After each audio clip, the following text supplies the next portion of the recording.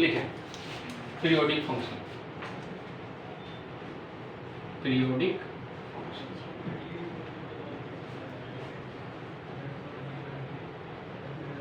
तो जैसा नाम से ही सजेस्ट हो रहा है कि भैया एक फिक्स्ड इंटरवल ऑफ टाइम के बाद ये अपने आप को क्या करेगा, रिपीट करेगा, अपने आप को क्या करेगा, रिपीट करेगा। तो ऐसे फंक्शन को क्या बोलेंगे हम, पीरियोडिक फंक्शन। ठीक है, तो लिखें डेफिनेशन लिख दें, एक लाइन, इससे ज्यादा नहीं लिखवाएंगे।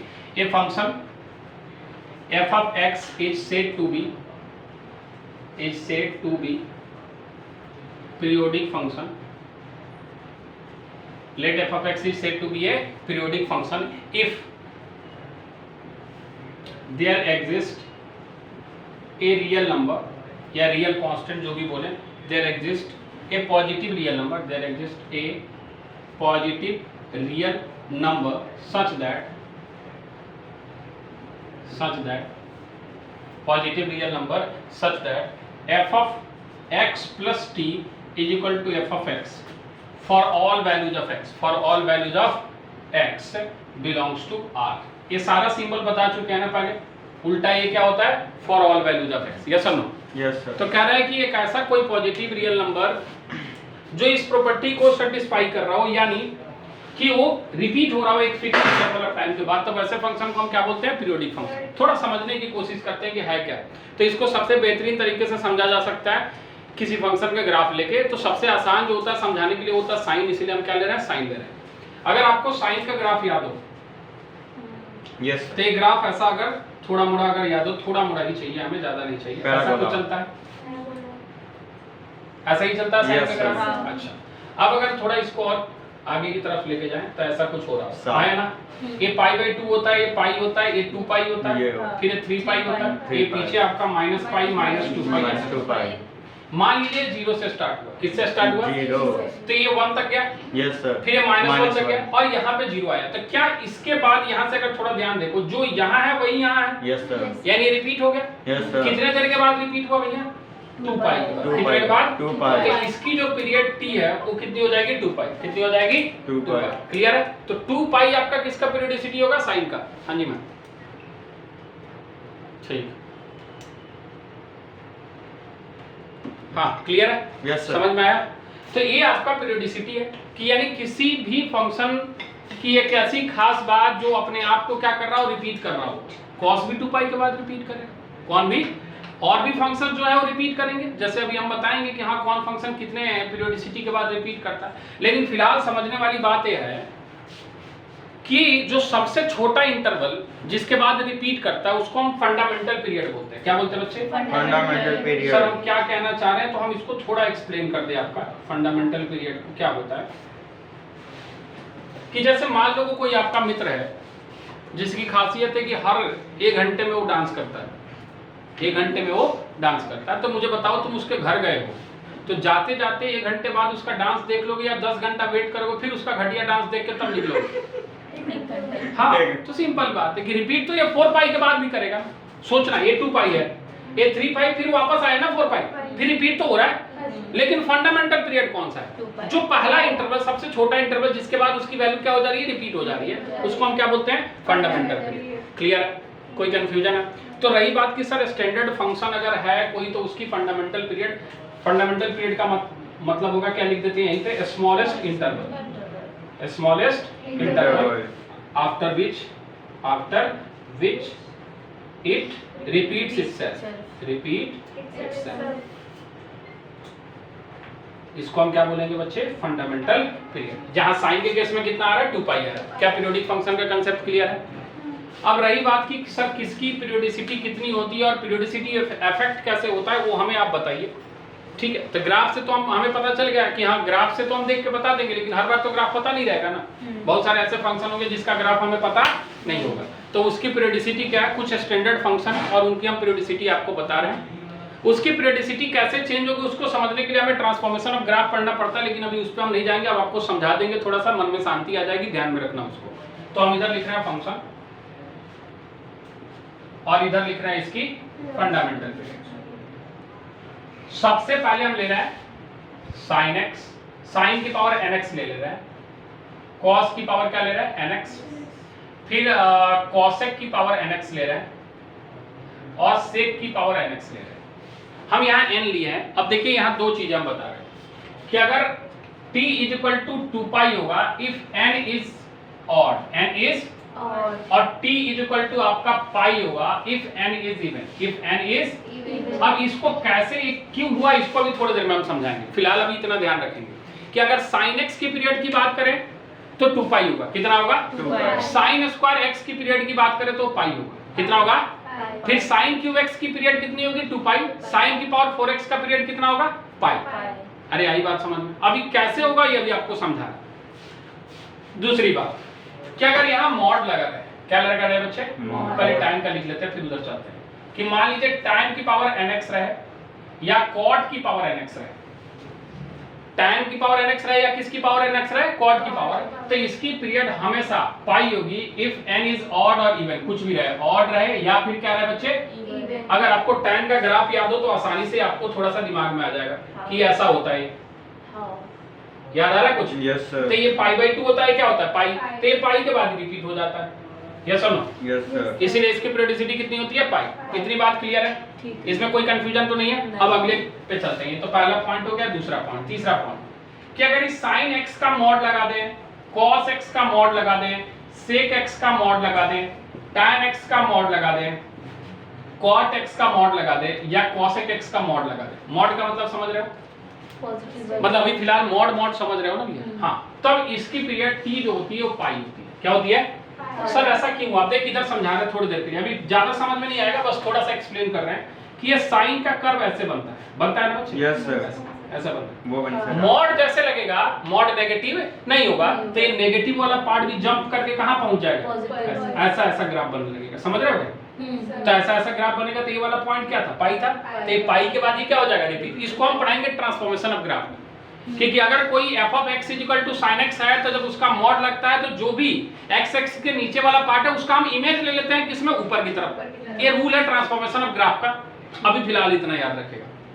अच्छा, इसके बाद अगर ग्रेटेस्ट इंटीजर फंक्शन की बात करें, किसकी, x minus greatest integer function x, greatest integer sorry fractional part, greatest integer function, इसी को आप क्या बोलते हैं बच्चे, फ्रैक्शनल पार्ट। तो फ्रैक्शनल पार्ट की पीरियोडिसिटी 1 होती है, कितनी होती है, क्योंकि वो रिपीट करता है ना। जो टाइप्स पढ़ रखे हैं उनका तो क्लियर होगा, नहीं टाइप्स पढ़ रखे हैं तो थोड़ा मुश्किल है। फ्रैक्शनल पार्ट का ग्राफ ऐसा बनता है, इधर जाएगा ओपन, फिर इधर जाएगा ओपन, फिर इधर जाएगा ओपन। ये ऊपर वाला पार्ट कौन सा है, 1। तो हर 1 के बाद ये क्या हो जाता है, रिपीट हो जाता है, इसीलिए इसकी पीरियोडिसिटी कितनी होगी, 1 होगी। अब अगली बात है कि कोई अगर अलजेब्राइक फंक्शन हो तो क्या होगा, पहले तो हम कांस्टेंट लिख देते हैं। क्या लिख देते हैं बच्चे, कांस्टेंट फंक्शन अगर हो तो ये पीरियोडिक होता है, लेकिन इसकी कोई फंडामेंटल पीरियड नहीं होता है पीरियोडिक है लेकिन इसके पास फंडामेंटल पीरियड नहीं होता है। तो लिखेंगे periodic but no fundamental period, लेकिन इसके पास कोई फंडामेंटल पीरियड नहीं होता। फॉर एग्जांपल y = 2 लगातार चलते जा रहा है लेकिन कोई फंडामेंटल पीरियड चेंज ही नहीं हो रहा है ना भैया, वो चेंज ही नहीं हो रहा है। रिपीट होने की तो बात अलग है, वो तो चेंज ही नहीं हो रहा है, जो है वही है। तो सर अगर अलजेब्राइक फंक्शन रहे तो, अगर अलजेब्राइक फंक्शन रहे तो उसकी पीरियड एग्जिस्ट नहीं करती। Last point, algebraic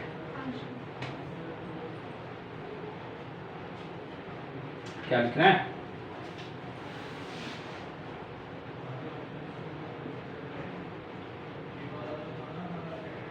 period does not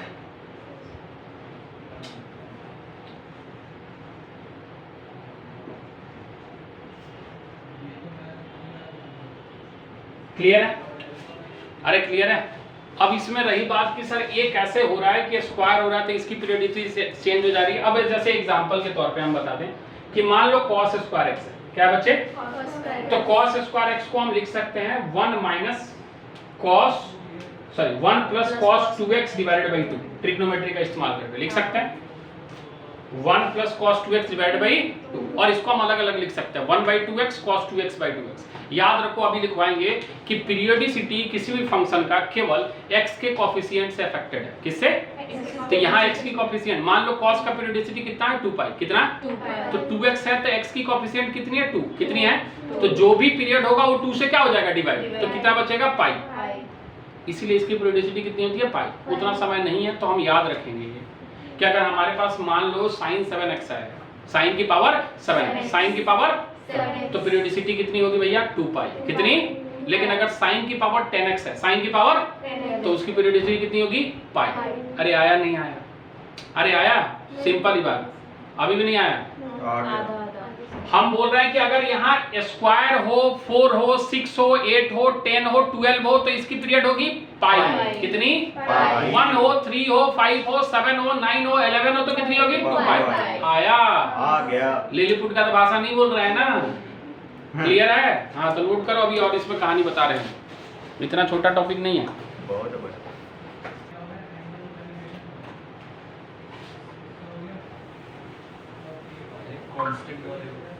constant कोई भी फंक्शन जो होता है वो पीरियोडिक होता है, लेकिन उसके पास कोई फंडामेंटल पीरियड नहीं होता। जैसे हमने बोला fx = 2, fx = 2 एक सीधी लाइन है, हर पॉइंट के बाद वो अपने आप को रिपीट कर रही है, लेकिन कुछ चेंज आ रहा है क्या? नहीं, लगातार ही है।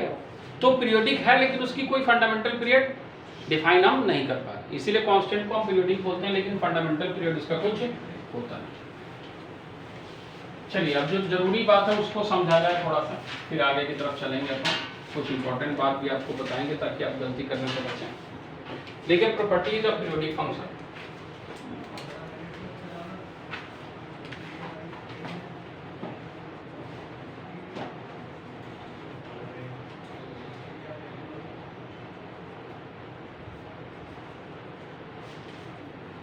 Properties of periodic function. पहले मान लीजिए एक फंक्शन है कोई आपके पास, late y = f of x is given function with fundamental period t ले रहे हैं। with fundamental period कितना ले रहे हैं बच्चे इसका हम? t, fundamental period t। अब पीरियोडिसिटी कैसे कैसे फर्क पड़ेगा और कैसे कैसे नहीं पड़ेगा उसकी चर्चा हम कर रहे हैं। सबसे पहला पॉइंट कि अगर इसमें हम c f of x लिख दे या k f of x लिख दे, क्या लिख दे बच्चे? k, तब भी इसकी फंडामेंटल पीरियड जो होगी, यानी इसकी जो पीरियड होगी अभी भी कितनी होगी बच्चे? t। क्या होगी? पीरियोडिसिटी पे कोई फर्क नहीं पड़ेगा। आप कुछ ऐड भी कर दो इसमें, क्या कर दो? यानी आप इसको दूसरे तरीके से लिख दो, ऐसे f x plus k लिख दो या माइनस k लिख दो, तब भी इसकी पीरियड कितनी होगी बच्चे? अरे बोलो, t ही रहेगी, इसमें कोई चेंज नहीं है। तीसरी बात कि अगर हम कोई चीज अलग से ऐड कर दे फंक्शन में, यानी ऐसा कुछ कि हम f of x लिख दें और प्लस माइनस क्या लिख दें? c लिख दें, प्लस माइनस क्या लिख दें? तब भी इसकी पीरियड अभी भी कितनी है? सेम है, यानी अभी भी पीरियड इसकी कितनी है बच्चे? t ही है, कोई चेंज नहीं है। तो सर चेंज आएगा कैसे? यानी पहली बात तो ये है कि किसी भी फंक्शन में कुछ मल्टीप्लाई करें, डिवाइड करें, ऐड करें, सब्ट्रैक्ट करें, उसके पीरियोडिसिटी में कोई फर्क नहीं आएगा। फर्क बस पड़ता है कि अगर उसके x के कोफिशिएंट को हम अल्टर करेंगे तब उसकी पीरियोडिसिटी में फर्क पड़ेगा। फॉर एग्जांपल कि अगर स्टार लगा देते हैं इस पॉइंट को, कि अगर आपके पास f(ax + b) हो गया, क्या हो गया बच्चे? तब इसकी पीरियड जो होगी वो क्या होगी देखना, विद पीरियड a आपके पास आएगा t/a mod, मतलब जो भी x का कोफिशिएंट होगा उससे वो क्या हो जाएगा? डिवाइड। यानी हम बोल रहे हैं periodicity of any function is affected by the coefficient of x only, the coefficient of, मतलब यहाँ जो भी फंक्शन है, जैसे x का फंक्शन है तो x में coefficient of x only। Sir इसका क्या मतलब है? इसका ये मतलब है कि अगर मान लीजिए sin x की पीरियड की हम बात करें तो इसकी पीरियड कितनी है बच्चे? कितनी है? तो अगर हम यहाँ पे sin 7x की बात कर ले, किसकी? तो इसकी पीरियड होगी 2π/mod 7। अरे आया नहीं आया? अरे कोई कंफ्यूजन इसमें? समझ में आ रहा है? पॉइंट नहीं आ रहा है? आ रहा है ना भैया? कि केवल किससे अफेक्टेड है? जैसे मान लो कि हमारे पास फंक्शन tan x है, क्या बच्चे? tan x है, तो इसकी पीरियड कितनी है? पाई। तो यहाँ अगर हम tan 3x लिख दिए, क्या लिख दिए? तो पीरियड कितना होगा? π/3 का मोड। अरे आया नहीं आया? कोई कंफ्यूजन है? लेकिन कहानी यहीं खत्म नहीं होती, कहानी थोड़ी सी और आगे बढ़ी कि मान लीजिए कोई फंक्शन जो है वो 2, 3, 4, 5 फंक्शन से मिलकर बना, एडिशन में, सब्ट्रैक्शन में, मल्टीप्लाई में, तब वैसे फंक्शन की पीरियोडिसिटी कैसे निकालें? तो उसके लिए हर फंक्शन का अलग अलग हमें पीरियड निकालना है और उसका हमें क्या करना है बच्चे, एलसीएम लेना है। क्या करना है, एलसीएम लेना है, इसमें कोई शंका नहीं होनी चाहिए। तो कहता है late f1x and f2x are, हम ये दो ही फंक्शन लेना समझाने के लिए, are two given function with period t1 and t2, with period t1 and t2 and h of x कोई फंक्शन है जो इस दोनों को मान लो ऐड करके मिला है। क्या ये बात समझ में आ रही है? तो कहता है then period of h of x is, तब जो h ऑफ x का पीरियड आएगा उसको निकालने का तरीका बहुत इंपॉर्टेंट पॉइंट है। बेसिकली हमें एलसीएम लेना होता है t1 और t2 का। किसका एलसीएम लेना होता है? यानी जो पहला पीरियड आया और जो दूसरा पीरियड आया उस दोनों का आपको क्या लेना है? LCM. LCM of t1 t2। ये उस समय जब ये फंक्शन इवन नहीं है तब, उस समय जब इवन फंक्शन नहीं है तब यहां लिख देते हैं if h of x is not even function. Sir क्या है इसका मतलब? अभी इसको हम पूरा डिटेल में समझाएंगे। और 1/2 LCM of t1 and t2, 1/2 LCM of t1 and t2 if ये जो f1 और f2 है दोनों फंक्शन आपस में कॉम्प्लीमेंट्री होना चाहिए। क्या होना चाहिए? कॉम्प्लीमेंट्री का मतलब समझ में आता है, पेयर वाइज क्या होना चाहिए? कंपेरेबल होना चाहिए। कहता है if f1x and f2x are complementary, complementary, या फिर आप इसी को बोल सकते हो और पेयर वाइज कंपेरेबल, और पेयर वाइज अगर ऐसा हो तो उस एलसीएम को हमें किससे डिवाइड करना पड़ता है बच्चे? 2 से डिवाइड करना पड़ता है। किससे डिवाइड करना पड़ता है? थोड़ा समझाने के लिए यही लिख देते हैं, फिर इसको हम डिटेल में लेके जाएंगे कि अगर मान लीजिए sin x रहे, क्या रहे? और cos x रहे, यानी ये क्वेश्चन समझाने के लिए रहे कि f ऑफ x आपके पास मान लीजिए sin x रहे और प्लस क्या रहे बच्चे? cos x। क्या रहे? तो मुझे कोई इसका पीरियड बताएगा h ऑफ x का? sin x का पीरियड कितना होता है बच्चे? 2 पाई। और cos x का पीरियड कितना होता है? 2 पाई। कितना? तो मुझे बताओ कि इसकी जो पीरियड आनी है वो कितनी आनी है? एलसीएम ऑफ 2 पाई कॉमा, क्या यही आनी है या कुछ और आनी है? यही आनी है? नहीं, यही तो गड़बड़ हो रहा है। 1/2 आनी है। क्या नहीं है? 1/2। सर क्यों? क्योंकि साइन और कॉस क्या है? कॉम्प्लीमेंट्री है। अरे नहीं है क्या कॉम्प्लीमेंट्री? यानी इसका जब हम एलसीएम लेंगे 2 पाई का तो 2 पाई आएगा।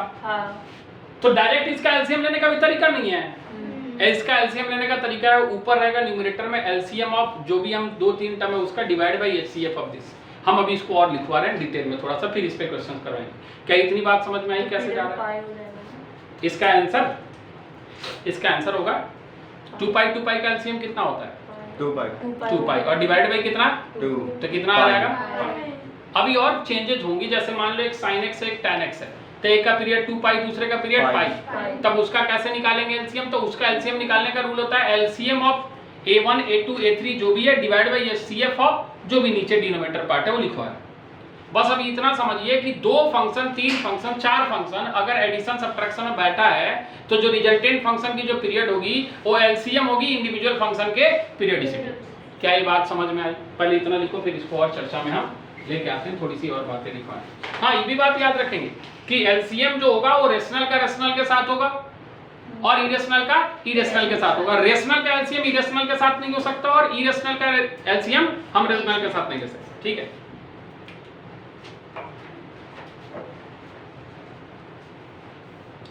लिख देते हैं यहाँ पे नोट करके, फिर आगे की हम एलसीएम लेने का मेथड ही बताएंगे।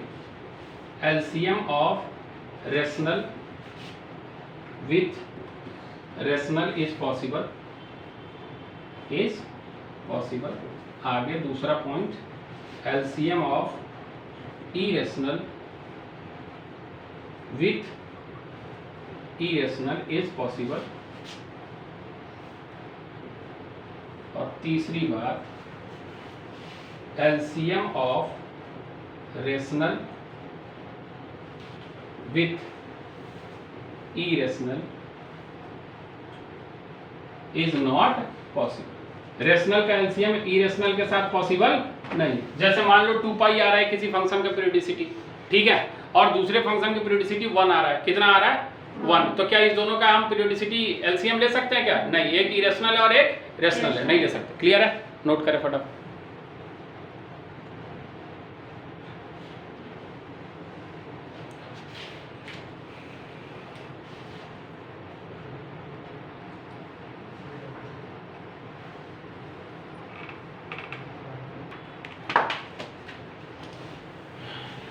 तो चलिए एलसीएम लेने का रूल लिख लेते हैं और उसके बाद इस पे क्वेश्चंस करके हम आपको बताते हैं कि किस तरीके से इस पे काम होगा।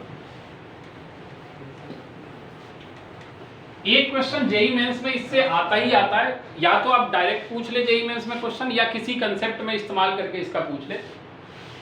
ये आएगा ही आएगा, इस कंसेप्ट का पूरे मैथमेटिक्स में 2-3 बार तो इस्तेमाल होगा ही होगा। तो इसको थोड़ा ध्यान से समझेंगे कि अगर मान लीजिए हमें एलसीएम लेना है, कोई भी नंबर ले लीजिए, a बाई बी ले लीजिए, c बाई डी और e बाई बी, ऐसे ले लें, a by B, c by D and e by F. इसका हमें एलसीएम चाहिए। इसका हमें क्या चाहिए? तो रूल देखिए इसका एलसीएम लेने का। इसको ऐसे लिखते हैं, LCM of a, c, e divided by HCF of b, d, अरे आई बात समझ में? जैसे एग्जांपल के तौर पे हम कुछ ले लेते हैं। एग्जांपल के तौर पे ऐसे मान लीजिए हमारे पास है 2 पाई बाई 3। एक और कोई नंबर बोलो कुछ इसी तरीके का, पाई बाई 6 ले लेते हैं, पाई बाई 12 ले लेते हैं, ठीक है। तो अगर इसका हमें एलसीएम लेना, क्या लेना हो बच्चे? तो ऐसे लिखेंगे इसको, एलसीएम ऑफ 2 पाई पाई और पाई डिवाइडेड बाई, नीचे लिखेंगे एचसीएफ ऑफ 3, 6, 12। अब ये कोई मत बोलना कि सर हमें एलसीएम और एचसीएफ निकालने नहीं आता। बता भैया 2 पाई का एलसीएम कितना होगा? 2 पाई का एलसीएम कितना होगा? 2 पाई कितना होगा? 2 पाई। आता है नहीं आता? आता है। डिवाइडेड बाई एचसीएफ 3, 6, 12 का 3 होगा। हाँ, हाईएस्ट कॉमन फैक्टर। आया बात समझ में? हाँ। तो इस तरीके से एलसीएम हम लेते हैं किसी भी फंक्शन का। दूसरी बात, हमने जो बात बताई कि रेशनल का ही रेशनल के साथ एलसीएम होगा, इरेशनल का ही इरेशनल के साथ। रेशनल और इरेशनल का एलसीएम संभव नहीं है। लेकिन अब छोटी सी कुछ और बातें जो काफी इंपॉर्टेंट है, जो हम पूछ रहे हैं वो बताना, इसलिए लिख रहे हैं कि ये गलत होना है। कि मान लो एफ ऑफ एक्स हमारे पास है sine square x plus cos square x. तो अकॉर्डिंग टू द रूल जो हमने पढ़ा, साइन स्क्वायर एक्स का पीरियड होता है पाई, कितना, और इसका कितना, और चूंकि कॉम्प्लीमेंट्री है तो इसका जो पीरियड आएगा टी, वो हम लेंगे कितना बच्चे? LCM of pi comma pi. Yes और नो? क्या लिखेंगे? एलसीएम ऑफ पाई कॉमा, और बाहर लगा देंगे 1/2। क्या लगा देंगे? क्योंकि कॉम्प्लीमेंट्री है। तो आंसर इसका सॉल्व होगी कितना आएगा? पाई/2। कितना आएगा बच्चे? जो कि गलत, जो कि जेन्युइनली कोई गलत नहीं, बिल्कुल कांसेप्ट पे सही बात है। लेकिन हुआ क्या है कि कहता है कि कोई भी फंक्शन अगर वो कांस्टेंट में रिड्यूस हो जाए, क्या हो जाए? तो पहले रिड्यूस कीजिए, क्योंकि ध्यान से देख, sin square plus cos square x कितना हो रहा है? 1। और अगर ये कांस्टेंट फंक्शन है तो इसकी कोई फंडामेंटल पीरियड नहीं होगी। आई बात समझ में? Yes, ये बात का ध्यान रखना है। अब इसी क्वेश्चन को हम बदल दें, ऐसे लिखते हैं जो जेईई मेंस में पूछा हुआ है 2002-2004 में, sin की पावर 4x प्लस cos की पावर 4x। अधिकतर बच्चों ने इसका आंसर जो लिखा है टी है वो पाई, पहला ऑप्शन एकदम फटाफट टिक मार। क्योंकि इसकी भी पीरियड कितनी है भैया? पाई। इसकी भी कितनी? पाई। एलसीएम ऑफ पाई कॉमा पाई कितना हो गया? पाई। लेकिन वो भूल गए कि ये कॉम्प्लीमेंट्री है। तो आंसर कितना होना है इसका? इसका पाई/2 होना है, लेकिन ऊपर वाले का पाई/2 नहीं होगा। छोटी छोटी बात है। अरे यार ये बात समझ में? हाँ। तो इसका एलसीएम कितना होगा भैया? एलसीएम ऑफ पाई कॉमा पाई और बाहर क्या लगा देंगे? 1/2। तो आंसर कितना आएगा? पाई/2। ये जेईई मेंस का क्वेश्चन है, आप पीवाईक्यू खोल के देख लेना, कितना आसान है, आपको खुद ही अंदाजा लग गया। लेकिन थोड़ा डिफिकल्ट ले लेते हैं। जैसे मान लो एक क्वेश्चन है हमारे पास, f of x is equal to sine x और प्लस फ्रैक्शनल पार्ट x। बताएं, पहले इसकी पीरियड बताएं, साइन x की 2 पाई कितनी, और फ्रैक्शनल पार्ट की 1। यही बात है। तो इसका पीरियड कितना आएगा भैया? f का, अरे बोलो 2 पाई प्लस कितना? LCM of 2 pi plus 2 pi comma 1, 2 pi comma 1 कितना आएगा आंसर?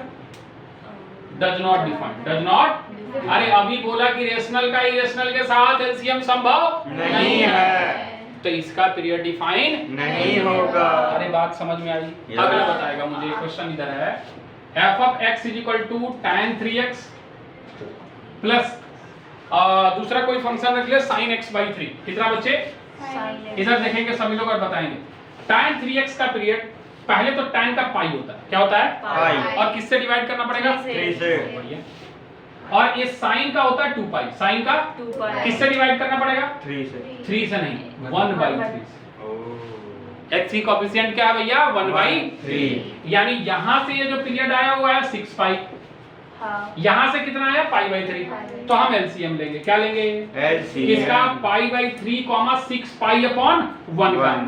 अरे 1/2 से डिवाइड करेंगे नहीं करेंगे? कर देंगे। नहीं करेंगे। क्यों करेंगे भैया? एक साइन है एक tan है, क्या है? अच्छा अरे आया नहीं आया? कौन सा? ये वाला? इस tan का पीरियड अभी हमने फंडामेंटल कितना बताया? पाई। x के कोएफिशिएंट से डिवाइड कर दिया। यहाँ sin का 2 पाई, x की कोएफिशिएंट कितनी है? 1/3 तो 1/3 से दिया 3 कहाँ चलेगा? ऊपर 6 पाई।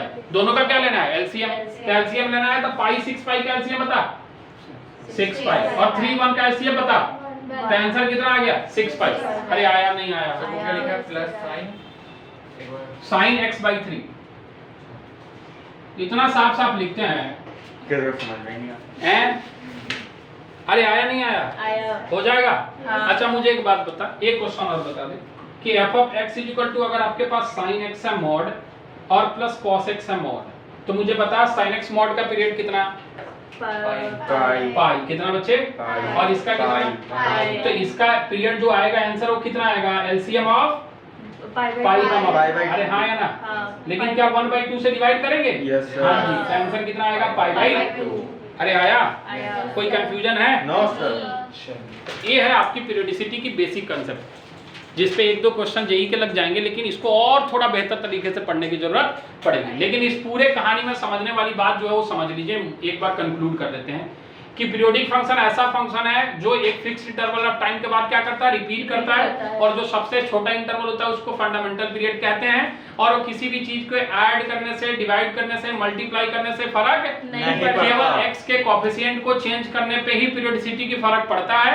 और कोई फंक्शन 2 3 4 फंक्शन से मिलके बना है तो उसकी पीरियोडिसिटी अलग-अलग फंक्शन के पीरियोडिसिटी के एलसीएम के बराबर होता है। अगर वो कंपैरेबल होता है तो 1/2 से डिवाइड करना है, नहीं होता है तो नहीं करना है। एलसीएम लेने का तरीका है एलसीएम ऊपर और नीचे, एचसीएफ रेशनल के साथ, इरेशनल के साथ, रेशनल संभव नहीं है। क्या ये बात समझ में आई? हाँ। कोई कंफ्यूजन है? नहीं। नोट करो, ये वो आपका पीरियोडिक फंक्शन। तो ये वाला ये वाला tan 3x का tan का कितना होता है? आंसर कीजिए। पाई और 6 पाई का एलसीएम कितना? 6 पाई। और 3 1 का एचसीएफ कितना? 1। तो 6 पाई अपॉन 1 आंसर कितना आया? अरे आया नहीं आया? नोट करें।